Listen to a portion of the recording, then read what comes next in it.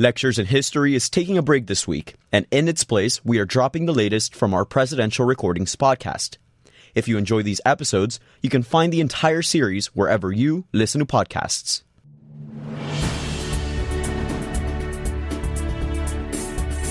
Friday, November 22nd, 1963, was John F. Kennedy's 1,036th day in office. It turned out to be his last. He was killed that day by Lee Harvey Oswald. The president began the day in Fort Worth, Texas, seeking support for his new frontier policies and building momentum for the 1964 presidential election. Vice President Lyndon Johnson, a Texas native, was with him. At 8 a.m., the president began a full day of appearances, starting with a speech at the Hotel Texas to the Fort Worth Chamber of Commerce. So this country, which desires only to be free, which desires to be secure, which desires to live at peace for 18 years under 3 different administrations, has borne more than its share of the burden, has stood watch for more than its number of years. I don't think that we are fatigued or tired. We would like to live as we once lived, but history will not permit it. The communist balance of power is still strong. The balance of power is still on the side of freedom. We are still the keystone in the arch of freedom. And I think we will continue to do as we have done in our past, our duty, and the people of Texas will be in the lead. So I'm glad to come.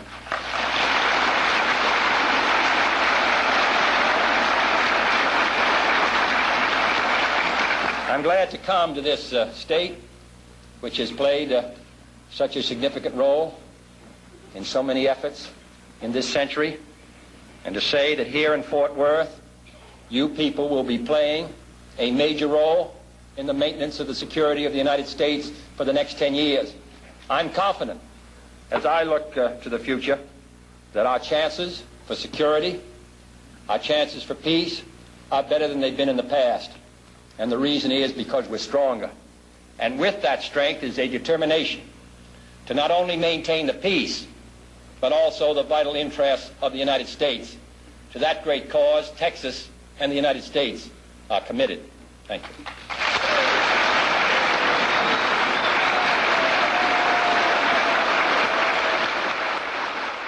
Those would be his final public words. Hours later, he was dead. Coming up, recordings from that fateful day in Dallas. You'll hear radio calls between the White House and Air Force One while President Kennedy's body returned to Washington. Lyndon Johnson's first words upon landing at Andrews Air Force Base, now as president. And the first calls of the Johnson administration.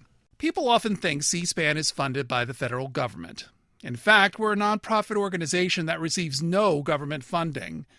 As news consumption changes, you can help ensure the future of C-SPAN's unfiltered coverage of national government and politics. We hope you will consider making a tax-deductible contribution that will support our daily editorial operations. To learn more, visit c-span.org/donate. Wyndham Hotels and Resorts makes travel possible for all. Whether it's the long haulers looking for a great cup of coffee, a roomier rest for the on-a-whim road trippers, or a place to make summer memories with the whole family. No matter who you are, where you're going, or why, with 24 trusted brands to choose from like La Quinta, Days Inn, and Super 8, your Wyndham is waiting. Get the lowest price at WyndhamHotels.com. Restrictions apply. Visit website for more details. 13 minutes.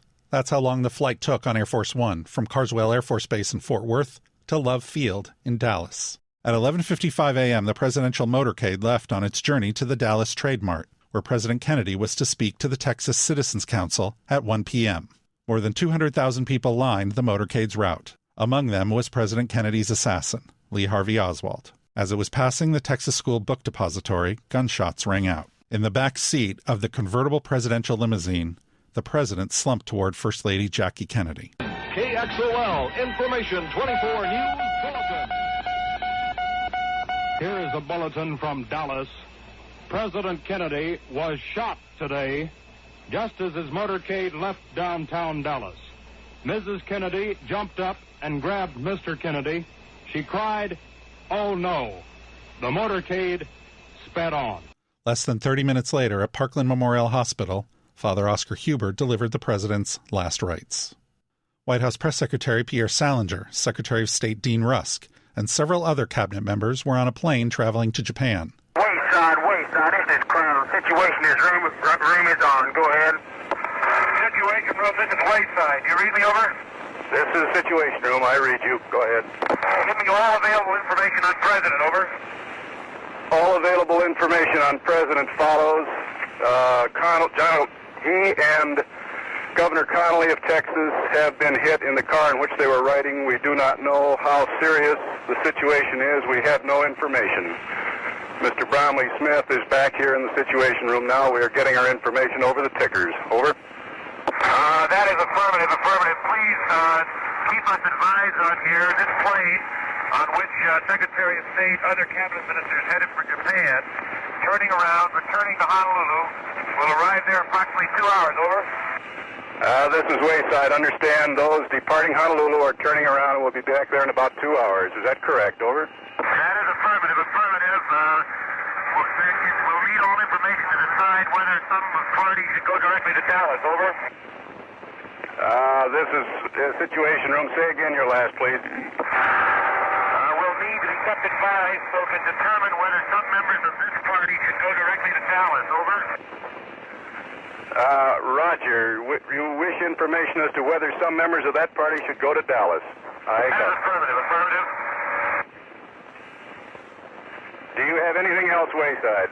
No, any other information, get a hold of us as rapidly as possible. All right. The Associated Press is coming out now with a bulletin to the effect that they believe the president was hit in the head. That just came in. Over.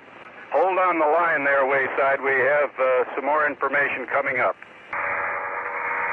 Wayside, this is Situation Room. I read from the AP bulletin, Kennedy apparently shot in head. He fell face down in back seat of his car.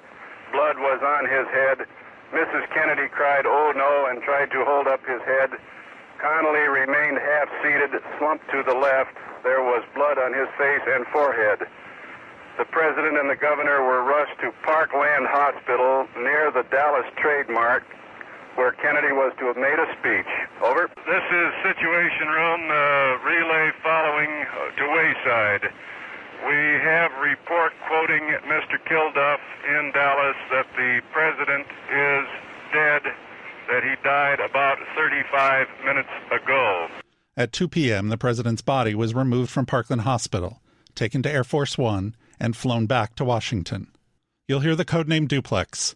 That's for Gerald Bain, one of the president's top Secret Service agents. Air Force One, Andrew, Duplex is on, sir. Duplex is on. This is Dr. Berkeley. What arrangements have been made in regards to the reception of the president? Everybody aboard Air Force One, everyone aboard Air Force One, with the exception of the body, will be choppered into the south ground. The body will be choppered to the Naval Medical Center at Bethesda. Over. With the president's body on its way to Washington, Assistant Press Secretary Matt Kilduff, using the codename Warrior, radioed press aide Andy Hatcher, codename Winner, about what to do with the press when Air Force One lands. Winner, this is Warrior. Will you please advise press that normal press coverage, including live TV, will be allowed at the base. Volunteer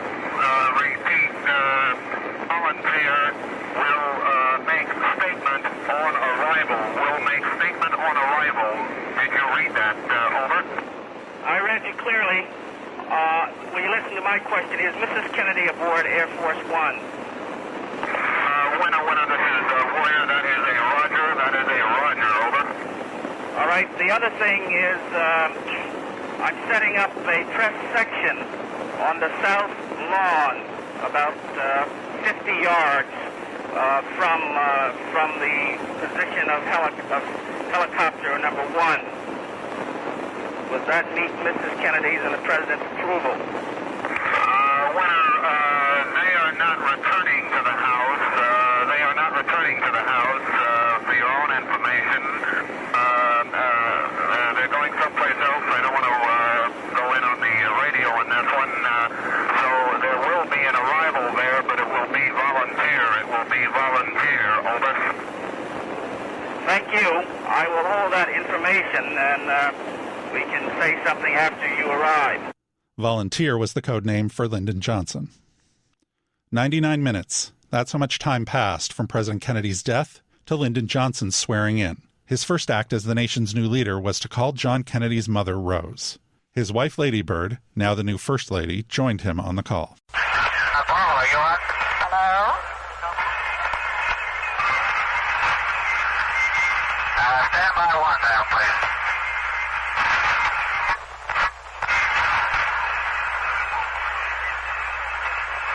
1AF1 from Crown, come in. Crown, this is Air Force One. Do you read us, over? I'm reading you loud and clear. I have Mrs. Kennedy standing by. Are you ready with volunteer? Go ahead. Yes, we're ready. Can you put her on and I'll turn her over to him, over? Roger. She's coming on now. AF1 from Crown, Mrs. Kennedy on. Go ahead, please. Hello, Mrs. Kennedy. Hello, Mrs. Kennedy. We're talking from the airplane. Can you hear us all right, over? Thank you. Hello? Yes, Mrs. Kennedy, I have Mr. Johnson for you here. Yes, thank you. Miss Kennedy? Yes. Yes, Mr. President. Yes. I wish to God there was something that I could do, and I wanted to tell you that we were greeting with you. Yes, well, thank you very much. Thank you very much. I know you love Jack and he loves you. Miss Kennedy, we feel like we just had a... Yes. All right. We have made a decision, and son, how it did. Yes, well, thank you, Lady Bird. Thank you very much. Goodbye. Yes. Love and prayers to all of you. Thank you very much. Goodbye. Goodbye. Goodbye. Crown, this is Warrior. I think that's over. Is that a Roger, over? Air Force One arrived at Andrews Air Force Base at 6 p.m. Attorney General Robert Kennedy, the president's brother, was there. He, along with Jackie Kennedy, accompanied the body to Bethesda Naval Hospital. Meanwhile, President Johnson spoke to the crowd at Andrews. This is a sad time for all people. We have suffered a loss that cannot be weighed. For me, it is a deep personal tragedy. I know that the world shares the sorrow that Mrs. Kennedy and her family bear. I will do my best. That is all I can do. I ask for your help and God's.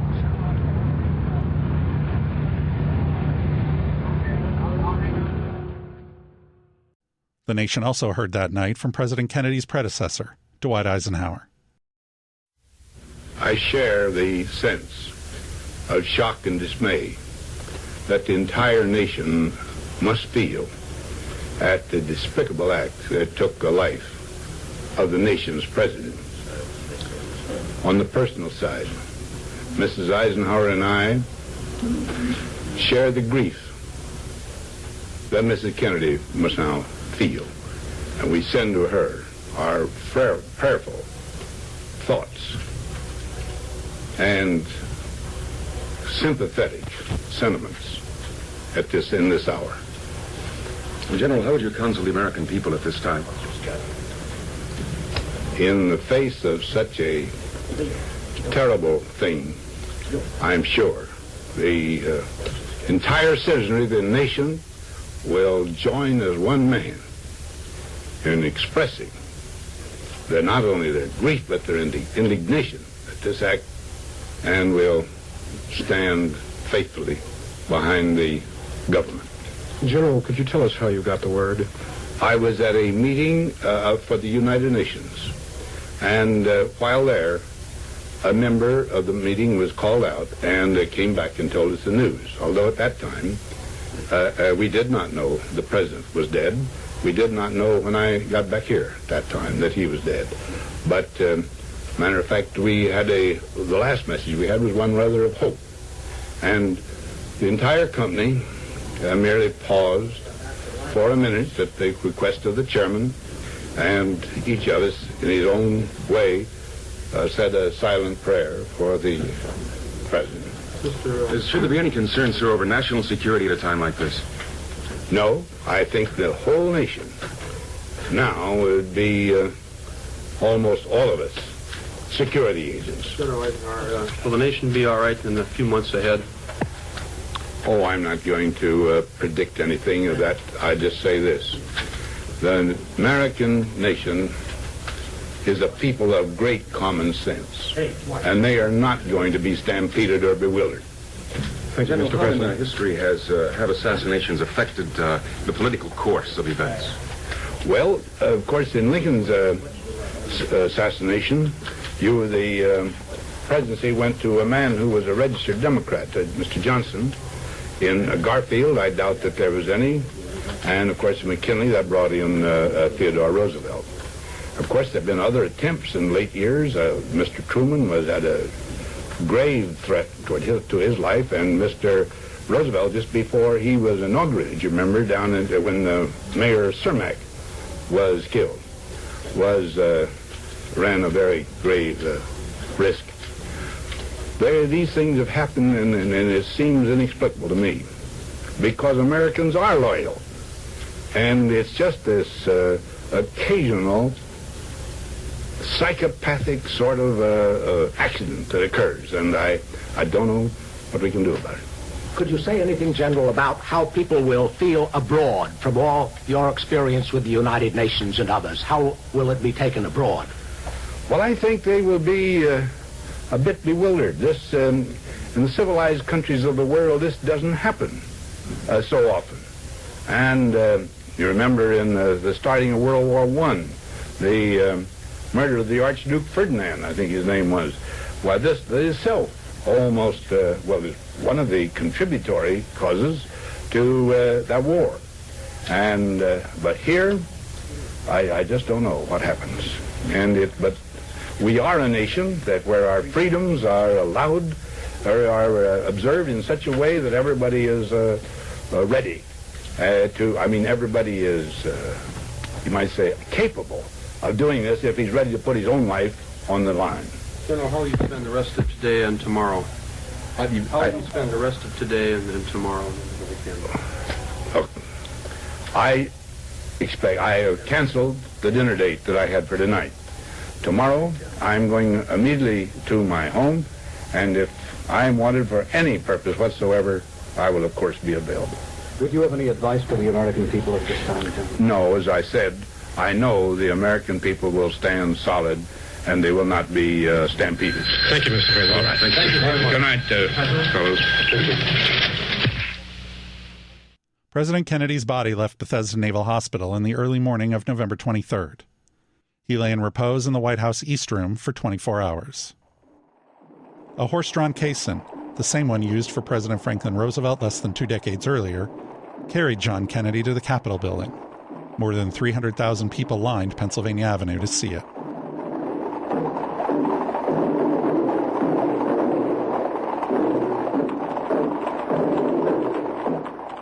John F. Kennedy lay in state in the Capitol Rotunda for 18 hours. 250,000 people paid their respects, some waiting as long as 10 hours in the cold before they were able to get inside. On the morning of November 25th, approximately 1 million people lined the funeral route. It stretched from the Capitol to the White House, then to St. Matthew's Cathedral, and finally to Arlington National Cemetery. Here's how it sounded on Universal News.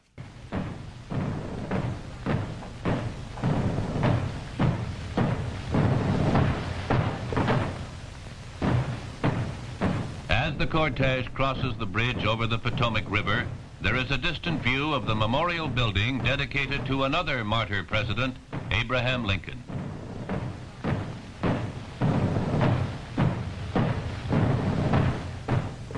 Now, the last goodbye to John F. Kennedy.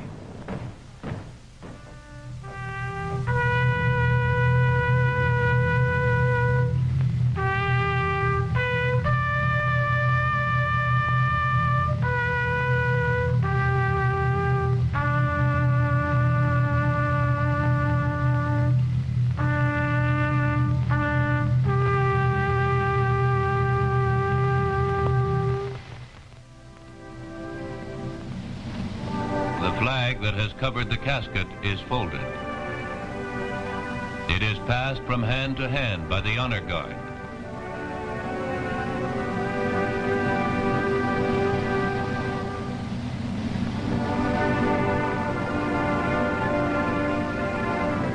It is received by the widow.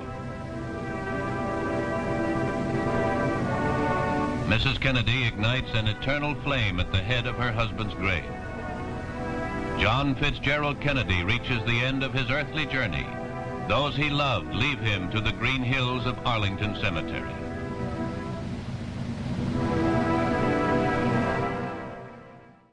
Coming up on Presidential Recordings, Lyndon Johnson gets to work just hours after becoming president. You'll hear calls with Michigan Governor George Romney, Senate Minority Leader Everett Dirksen, FBI Director J. Edgar Hoover, and Martin Luther King Jr. You can find more presidential recordings wherever you get your podcasts. Season 1 includes more from the Johnson administration. Season 2 includes calls from the Nixon administration.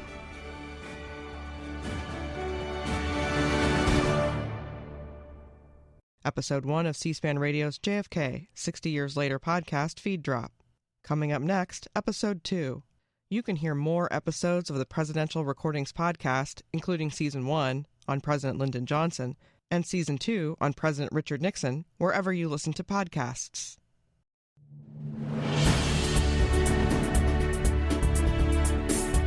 November 22nd, 1963 ended very differently than it began for America.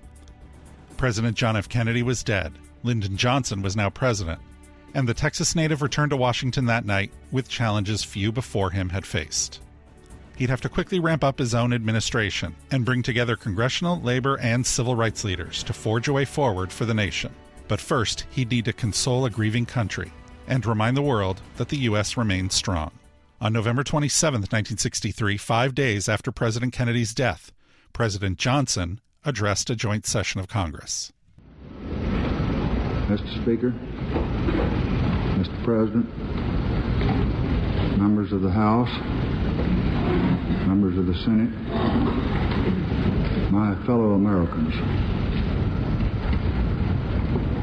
all I have, I would have given gladly not to be standing here today. The greatest leader of our time has been struck down by the foulest deed of our time. Today, John Fitzgerald Kennedy lives on in the immortal words and works that he left behind. He lives on in the mind and memories of mankind. He lives on in the hearts of his countrymen. No words are sad enough to express our sense of loss. No words are strong enough to express our determination to continue the forward thrust of America that he began.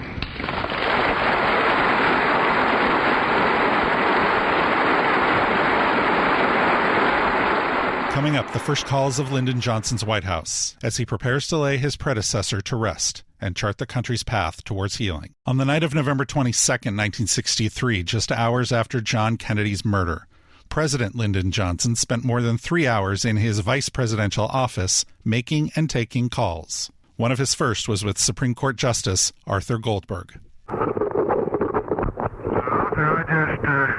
been such a wonderful friend, and you and that great wife of yours have been such a comfort and strength to me in this administration, and I just didn't want to leave my desk tonight without telling you that you're going to have to do some heavy thinking for me. And Dorothy and I came out to see you at the airport. There were so many people around. There's no one that I would have rather seen in the world than you. And all we can say is we'll pray and hope and give confidence. But don't be so damn modest and shy. I want you to come in and out now. I don't know what's proper and ethical, but you at the airport, you let me know it, because I need all the strength that you can give fellows also express our grief. Look, if there's anything that I can suggest, I want you to be thinking about what I ought to do to try to bring all of these elements together and unite the country and maintain, preserve our system in the world, because if it starts falling to pieces and some of the extremes go to getting proceeding on the wrong assumption, we could deteriorate pretty quick. It won't. I have no doubt about that.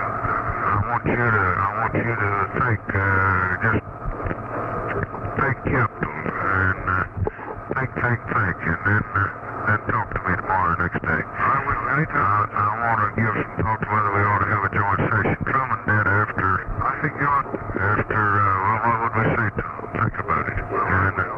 And I want you to think about who I talk to on the labor side, and how I ought to do it with dignity and reserve, and without being down on my knees, but at the same time, a man who will respect my confidence. And I just, there's nobody in town that I believe in more than you, and I've just got to have your help. Well, it's there for the asking, and we wish you every good fortune in the world.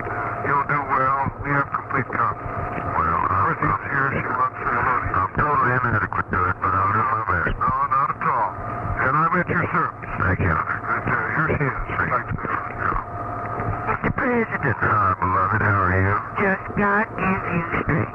Well, I get some from both you and that great husband of yours, and nobody gives me more comfort or more strength, and that's why I wanted to talk to you. Well, we were there, and we bear witness with you and Mrs. Johnson. Now, just take care of your health, because we can't endure anything else. Thank you. You just take care and get some rest and keep inner calm. Arthur just wants to say another word. I won't take a minute of your time. Thank you. I want you to make a good speech for me sometime for long. Please, you take care of yourself. All right. Here's Arthur. Okay. President? Yeah. I suppose you have a lot of ceremonies and things you have to take care of tomorrow. But late tomorrow afternoon, I'll call you. Will you do that? Yeah. Do that. Have a good night, sir. Thank you. See you a little later. Thank you. I'll do some thinking on this joint session, this labor thing, and the general feeling of trying to bring them together. I had a meeting with leaders tonight, and strange to say, the Republicans were really better than the Democrats. Oh, well, Redfield wouldn't say a word. Thurston is fine. Yes, he was. He flew back in the helicopter from the airport. He was fine. Wonderful. Excellent. Thank you so much. Yes, I'll call you.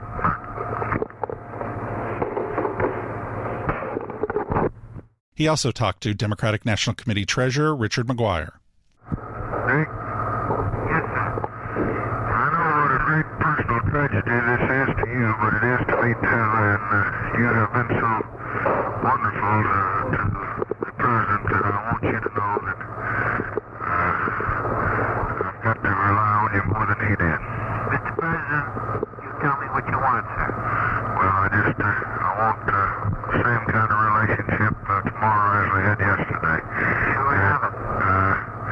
I've been on your team ever since I got here, and I want you to know that I want you to be candid and frank and come in and tell me what we need to do and how we need to do it. And I know how suffering you must be tonight, but so am I. And we're the same family, and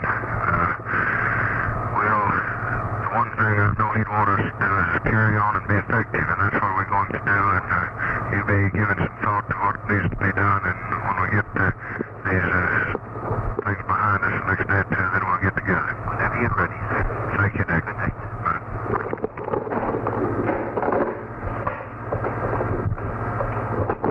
Later, he called AFL-CIO President George Meany. George. President? George, you know how tragic this whole thing is, and I just called you to tell you that you have been of inestimable help to this administration and to your country, and I need you as we've never needed you before. Well, I'm still in a state of shock. I just can't fathom this thing. I I can tell you, you'll go down the line and you'll have an awful job. But I'm sure you can do it. Well, I know I'm totally inadequate to it, but maybe with friends like you and if you'll be candid and frank with me and the phone's always, I'm just as close as it is. You just let me know and come over and let's try to pull our country close ranks and pull it out of this terrible situation in which we find ourselves. Well, I think we can. I think you, with your training and everything else, Mr. President, you can do it. And have me and all of our gang right back in one town. Well, I know that, and I have great respect for your patriotism, and I want your counsel, and I want your friendship, and I've had it, but I want it more than ever now. Well, you have it. Thank you, my friend. Thank you very much.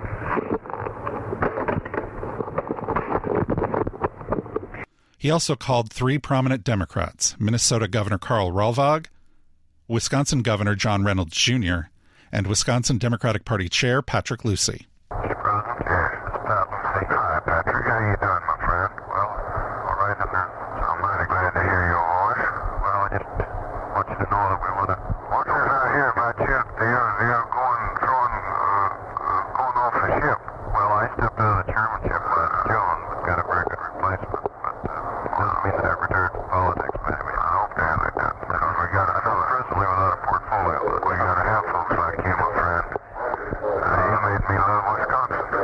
Well, I think Wisconsin showed its affection for you, too. And what I glad that you were out there for the dinner. I think it did a lot of good all around to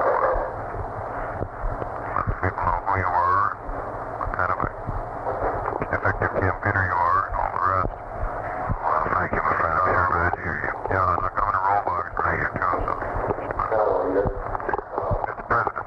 Governor, I'm mighty glad to hear you. Karl Rehwag. Yes, sir. I know. I want you to say me when I sing. I don't forget, my friend. I want you to know, my friend, that we're ready to do anything we can for you. Call us any time or any occasion. Thank you, Governor. I want you to take charge and look after things there for me. I called Jim Keene last night on midnight and offered to fly him out here today. Jim just couldn't make it. I to me in bed with the flu. I didn't know that, but they sent their greetings, and I talked to him last night and give him my love. And you look after things for me. Anything I need to know there, you call me. I surely will, sir. Okay, God bless you. You take care of things for me. Yes, sir. Bye. That afternoon, the president called Marie Tippit, the widow of Dallas police officer J.D. Tippit, who was also shot to death by Lee Harvey Oswald just hours after he shot the president. Yes, Kitty. This is Lyndon Johnson in Washington. I know that words are not very useful at a time when your grief is so great, but Matt Johnson, I want you to know that you and your children, Alan and Brenda Kay and Curtis Ray, are not only in our thoughts, but in our prayers.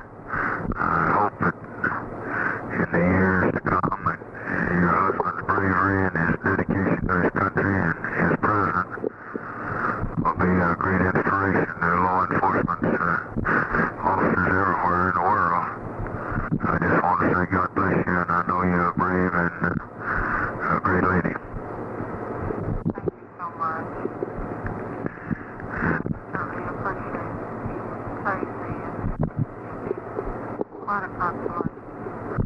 Could I get your address there? I want to drop you a little note. 238 G-L-E-N-C-A-I-R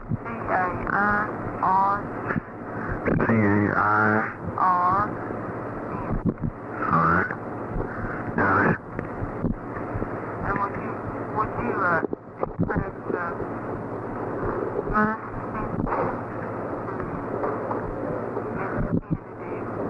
for that certain? I know you can. God bless you, my dear lady. Goodbye.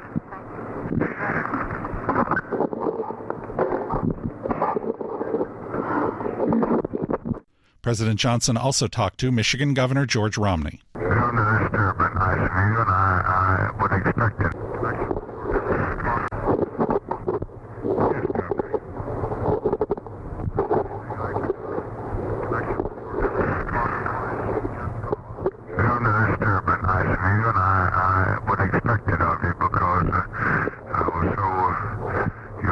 generous with me when I was out in your state, and you're such a patriot, and I'm grateful to it, and I certainly will lead you, and I hope you'll stand in readiness because I need all the help that I can get. Well, we're very fortunate to have a man with such great experience who stepped in at such a situation, and the nation is fortunate, and our hearts and prayers are with you.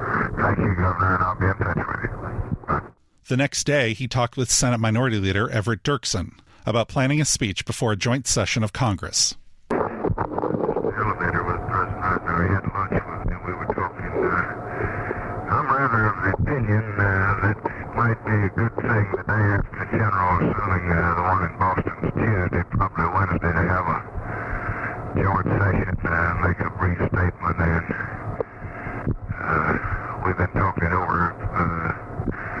I thought I ought to, and the boys over on staff ought to, and I want to get your thoughts on it. I believe it'd be really nice.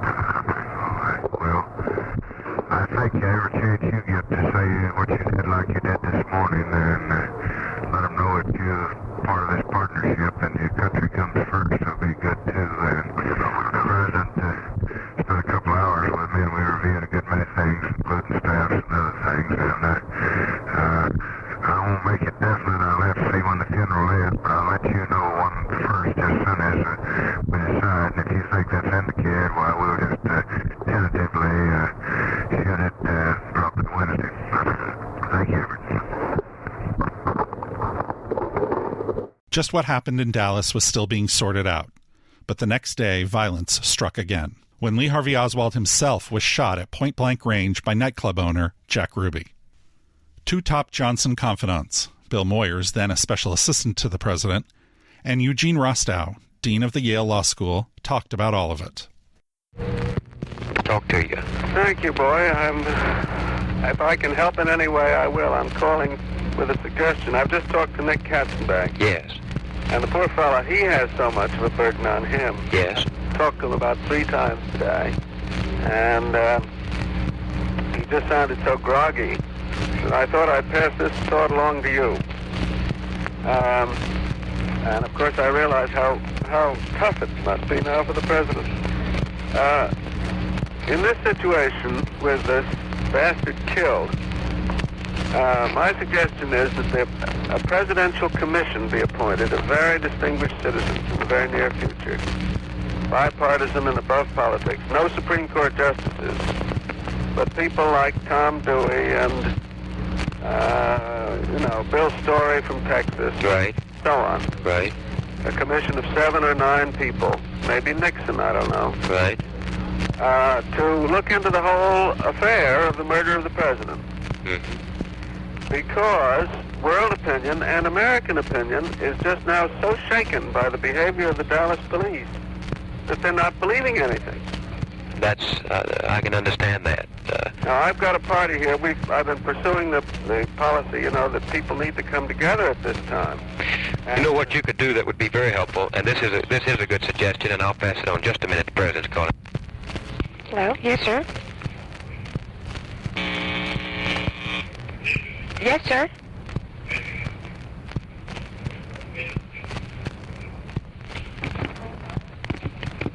Excuse me, go ahead. Sure, Bill. What can I do that'll help? Well, I was just thinking coming in a few minutes ago after hearing the news of Oswald's shooting that this is symptomatic of what has been happening in this country in the last few years and the breakdown of respect for law and order, the signs impeach the Supreme Court, et cetera, et cetera, et cetera. If I could have a memorandum to give to the president along these lines, if one of his great tasks is to help continue the institutions that seem to be, at least if not in doubt right now, at least weakened by some kind of sickness that has taken hold of some parts of our population. I'd like him to have that to consider in some private talks he's having with newsmen and with perhaps for his joint session next Wednesday night. He needs to make some point, that America is known as a land of public order, a land of civility, a land in which the public safety is guaranteed, and there's a very serious question right now in the mind of the world about these institutions that undergird us so tremendously. And his Gettysburg speech last spring was just terrific. Yes. Couldn't have been better. Yes.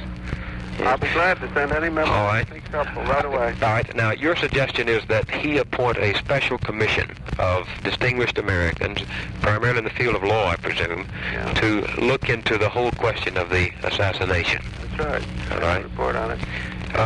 All right. I'll get that to him also. I wish you would keep me informed about how Nick is doing. We don't want to put any greater strain on him than is necessary. But well, he's a great able boy. man. I have utmost faith in him. But yes. He's fighting back. All right. Terrific strength. Thanks for calling. I'll follow through. Right. Goodbye.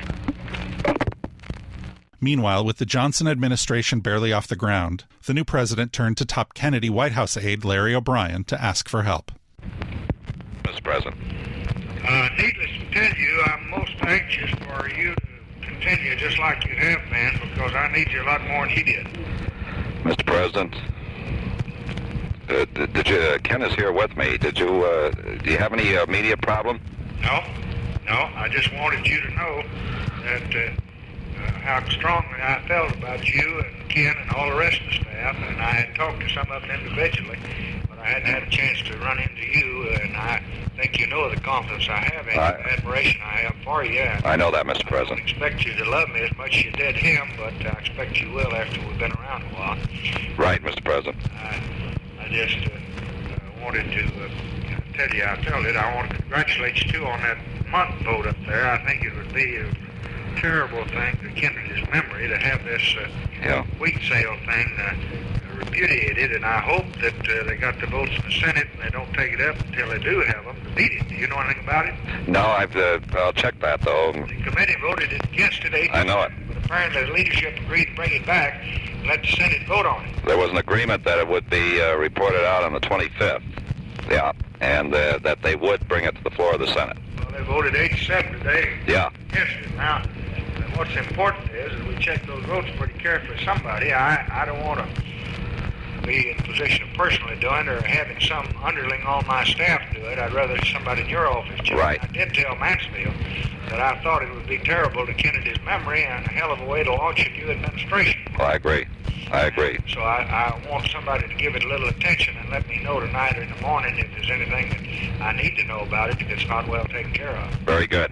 And then you let me know any suggestions you have, because we're in this thing up to our ears. All right, Mr. President. Thank you, Larry. Thank you.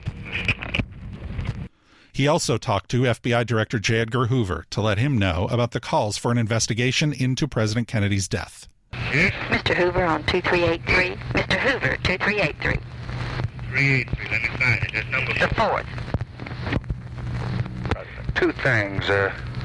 Apparently some lawyer in justice is lobbying with the Post because that's where the suggestion came from for this presidential commission, which we think would be very bad, and put it right in the White House. And we can't be checking up on every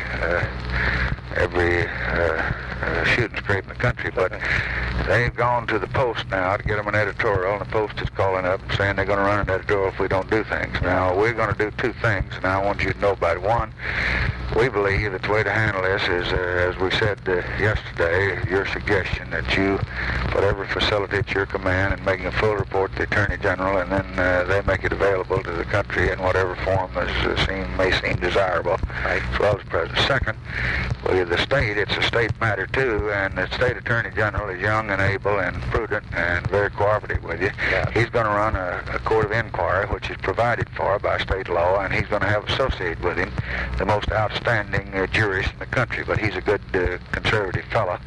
And we don't start invading local jurisdictions that way, and he understands what you're doing, and he's for it. I want you to understand what he was doing, and he's very strong for it. He's going to announce it today. Now, if you get too many cooks messing with the broth, it mess it up. And I think that these two are trained organizations, and the Attorney General of the state holds courts of inquiries every time a law is violated, and the Justice and the FBI makes these investigations. So I want you to know that, and you'll tell your pressmen that that's what's happening, and they can expect Wagner Carr, the Attorney General of Texas, to make an announcement this morning of a state inquiry, and that you can offer him your full cooperation, and vice versa. He'll do it with you. Right. We'll both work together. And any influence you got with the Post, have them point out to them that you don't want too many things, and it's just picking out a Tom Dewey lawyer from New York and send him down on new facts. This commission thing, Mr. Herbert Hoover tried that, and sometimes a commission that's not trained hurts more than it helps. It's a regular circus then. That's right. Because it'll be covered by TV and everything. Just like an investigating committee. Exactly. I don't have much influence with the Post because I frankly don't read it. I know that. I do it like a daily worker. You told me that once before. But I just want your people to know the facts, and your people can say that, and that kind of negates it, you see. Yes. Thank you. We'll take care of that. Thank you, Mr. President. On November 26th, he spoke with Dr. Martin Luther King Jr. Interest in your cooperation and your communication, and a good many people told me that they heard about your statement, I guess on TV, wasn't it? Yes, that's right. I've been locked up in this office, and I haven't seen it, but I won't tell you how grateful I am and how worthy I'm going to try to be of all your hopes. Well, thank you very much. I'm so happy to hear that, and I knew that you had just that great spirit, and you know you have our support and backing. Well, because we know what a difficult period this is. It's just an impossible period. We got a budget coming up that's we got nothing to do with. It's practically already made, and we got a civil rights bill that hadn't even passed the House, and it's November, and Hubert Humphrey told me yesterday everybody wanted to go home. We got a tax bill that they haven't touched, and we just got to not let up on any of them and keep going, and I guess they'll say that I'm repudiated, but I'm going to ask the Congress Wednesday to just stay there till they pass them all. They won't do it, but we'll just keep them there next year till they do, and we just won't give up an inch. Well, this is mighty fine. I think it's so imperative. I think one of the great tributes that we can pay in memory of President Kennedy is to try to enact some of the great progressive policies that he sought to initiate. Well, I'm going to support them all, and you can count on that, and I'm going to do my best to get other men to do likewise, and I'll have to have y'all's help. I never needed more than I do now. Well, you know you have it, and just feel free to call on us for anything. Thank you so much, Martin. All right. Call me when you... To the family. I sure will. Call me when you're down here next time. I certainly will. Let's get together, and any suggestions you got, bring them in. Fine. I certainly will do that. Thank you so much. Thank you. The next day, President Johnson went before Congress and the nation. An assassin's bullet has thrust upon me the awesome burden of the presidency. I am here today to say I need your help. I cannot bear this burden alone. I need the help of all Americans in all America.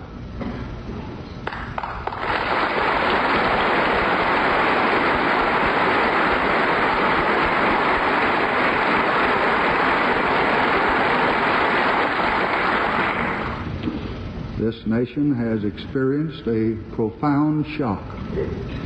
And in this critical moment, it is our duty, yours and mine, as the government of the United States, to do away with uncertainty and doubt and delay, and to show that we are capable of decisive action.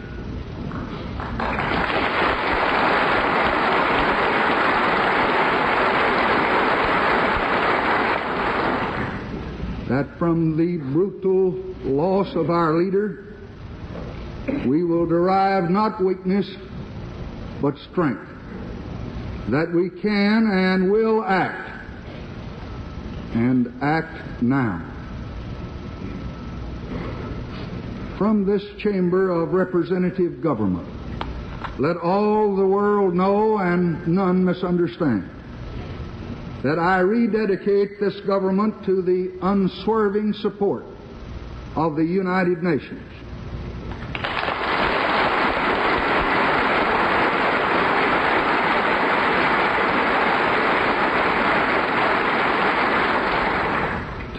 honorable and determined execution of our commitments to our allies.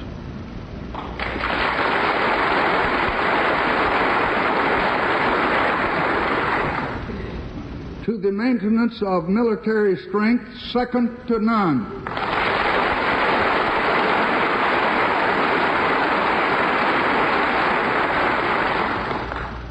To the defense of the strength and the stability of the dollar.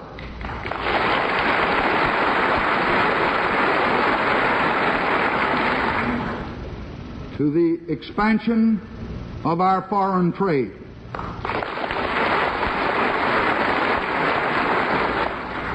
To the reinforcement of our programs of mutual assistance and cooperation in Asia and Africa.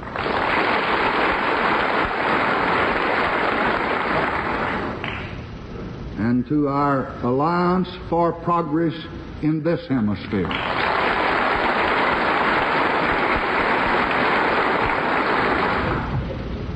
On the 20th day of January in 1961, John F. Kennedy told his countrymen that our national work would not be finished in the first 1,000 days, nor in the life of this administration, nor even perhaps in our lifetime on this planet. But he said, let us begin. Today, in this moment of new resolve, I would say to all my fellow Americans, let us continue.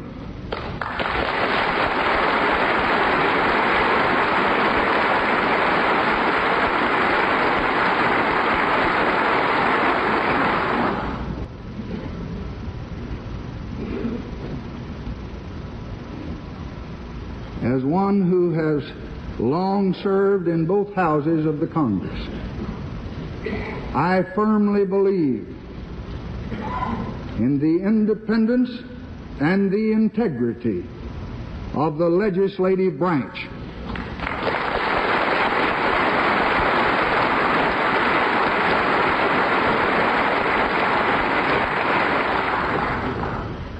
And I promise you that I shall always respect this.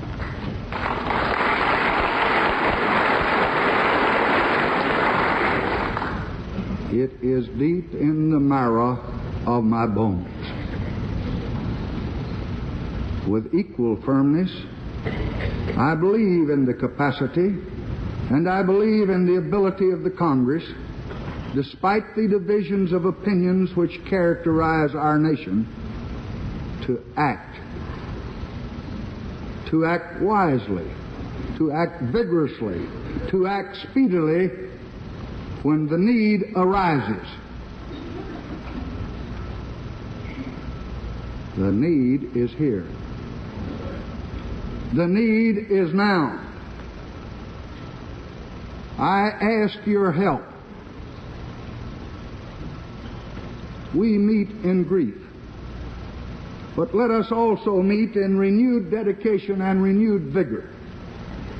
Let us meet in action, in tolerance, and in mutual understanding. John Kennedy's death commands what his life conveyed, that America must move forward.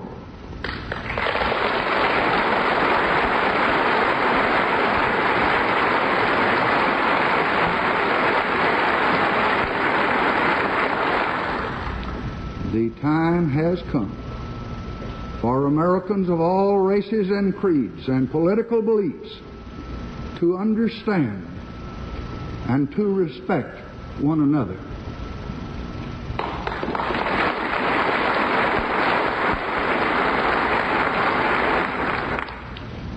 So let us put an end to the teaching and the preaching of hate and evil and violence.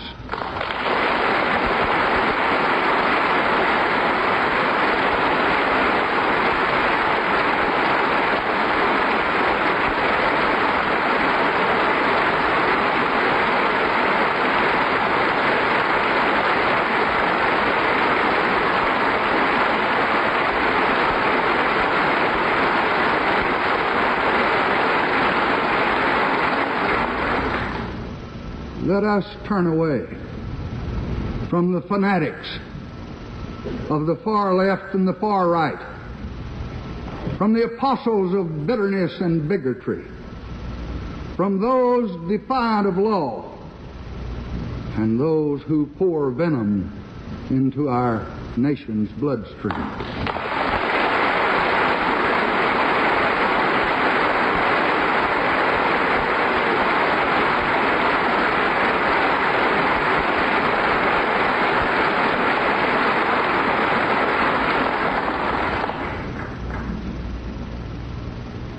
I profoundly hope that the tragedy and the torment of these terrible days will bind us together in new fellowship, making us one people in our hour of sorrow.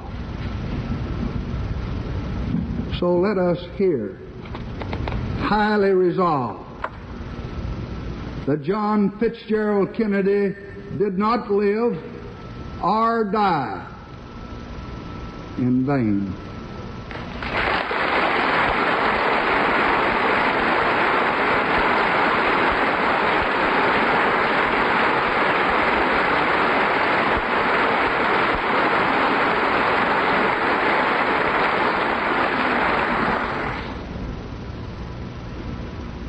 And on this Thanksgiving Eve, as we gather together to ask the Lord's blessing and give Him our thanks,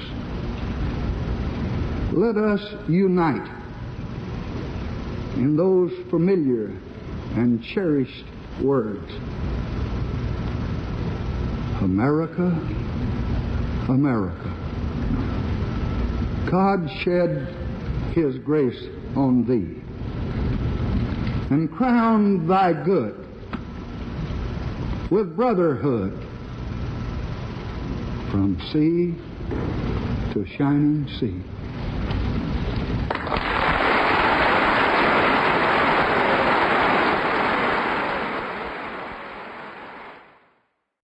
In the early days of his administration, President Johnson worked with Congress to pass a federal budget and a tax reform bill. 7 months later, Congress and the White House worked together to pass the landmark Civil Rights Act. Lyndon Johnson ran and won the 1964 election in one of the biggest landslides in history. He served until January 1969. President Kennedy's wife Jackie died in 1994. The pink suit she wore while traveling with her husband when he was killed belongs to the National Archives. You can hear all seasons of presidential recordings, including more tape phone calls between Lyndon Johnson, his family, friends, and members of his administration. If you like this program, you can find all seasons of presidential recordings at cspan.org/podcasts or wherever you get your podcasts.